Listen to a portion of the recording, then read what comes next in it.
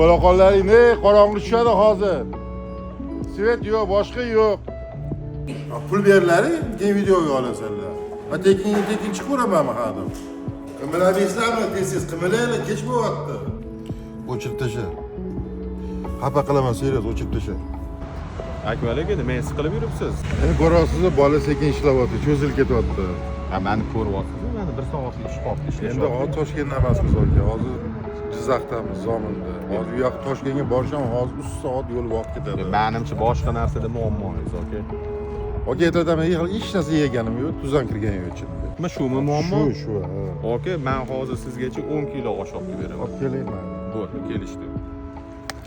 Osh olib ketasan. Xursandmisiz? Albatta, obed o'z vaqtida bo'lishi kerak-da har doim. Sandanam, mandanam,